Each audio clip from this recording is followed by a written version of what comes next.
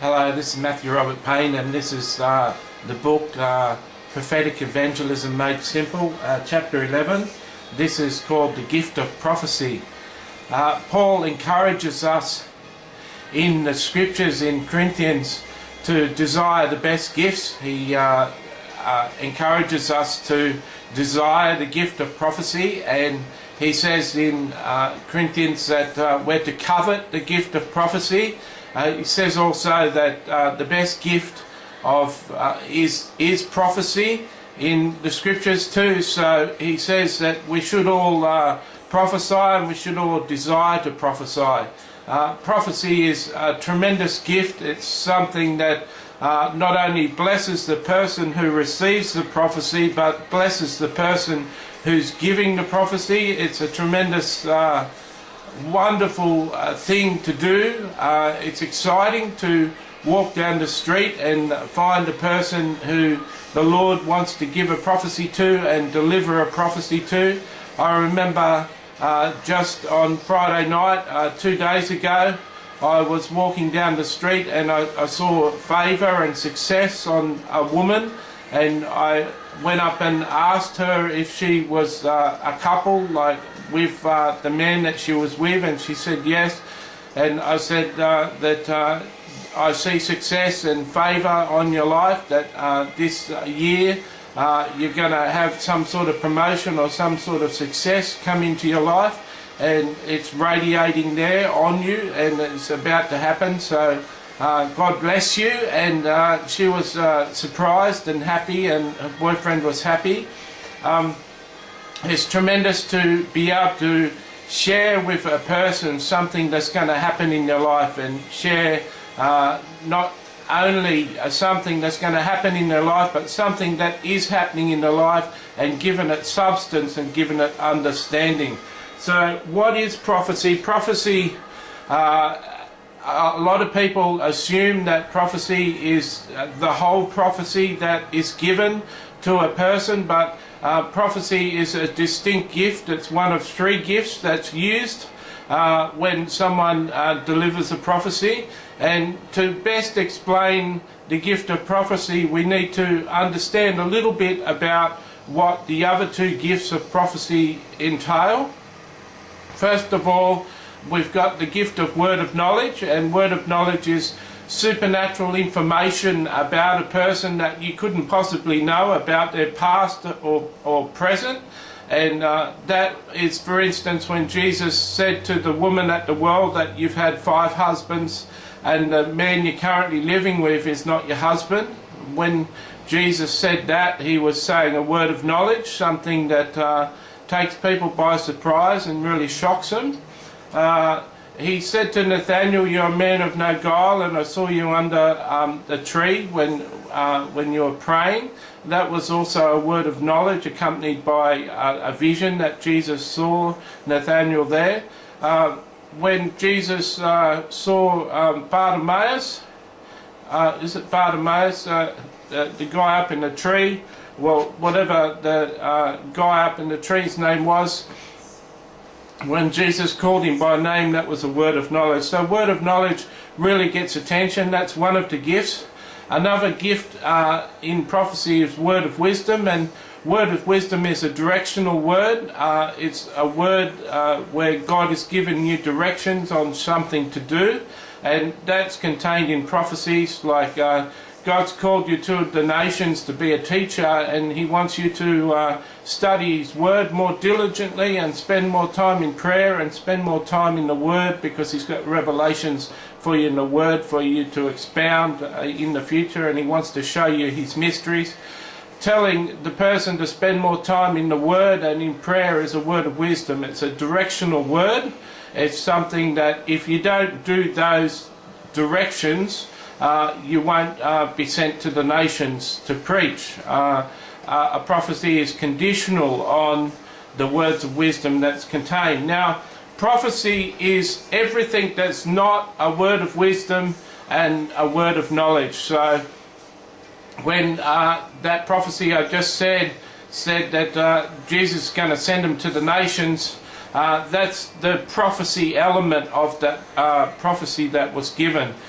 So anything that's not a word of knowledge and not a word of wisdom, that is prophecy. Now, some people look at the word prophecy and they assume that prophecy is about the future, and prophecy can be about the future, but it's not necessarily about the future. Some of the most powerful prophecy that you can get is when when the Lord is speaking about a person's current situation and how to get out of that current situation, or how to deal with that current situation. An example of a prophecy containing word of knowledge might be you're in a very difficult position at the moment.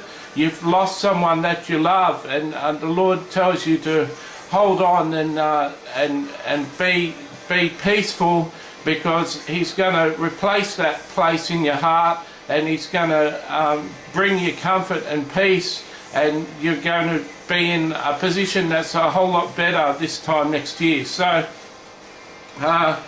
there's the word of knowledge element, that the fact that the person lost someone, and then all the comfort that was being spoken was prophecy. There was a word of wisdom in there too. See if you can spot it. See what the Lord said in that prophecy that you can spot to be a word of wisdom. So typically a prophecy that someone will get, one of the best prophecies is made up of word of wisdom, word of knowledge, and the prophecy element of the prophecy. Most people call what they get from a prophet a prophecy. Not many people say that they just got a word of knowledge and a word of wisdom, but they actually say they got a prophecy, and it's okay. The Lord doesn't mind you calling what you get a prophecy and assuming it's all a prophecy, when only one element of it is the actual prophecy gift. Prophecy is very encouraging, but the word of knowledge part of a prophecy, I feel, is sometimes the most important part. Anyone can go along and talk about someone's future and talk about someone and their future and not be right and not be correct, but you can't go along to a person and start sharing words of knowledge about the person, information that you wouldn't ordinarily know about the person. You can't go along and be sharing those private bits of information with them without them acknowledging that you're right and without them being astounded. It's actually the words of knowledge that are contained in a prophecy that allows the person to remember the prophecy for years to come and hold faith in the prophecy, because they say to themselves, he said these things about me and that was amazing and that much was true and he couldn't have possibly known that. So they believe that their prophecy is going to come true because the elements of word of knowledge. So prophecies an exciting part of the gift, to be known, that lady that I saw on Friday night, to know that success is coming this week, this year, to her, and she's going to have some form of success. That was certainly exciting for her. I told her that I was not a clairvoyant, but I'm a prophet, and I get my information of God. So I told her when that promotion comes or that success comes into her life, she can take the time out and thank God for that. And they both smiled and they said they would do that. And so that proved to me that they believed in the prophecy, they believed in the word of a prophet, and they'll prosper because of that, and the prophecy will come true. So it's a good thing to believe in your prophecies. It's a good thing to have them written out and acknowledge prophecies and keep them close to your heart.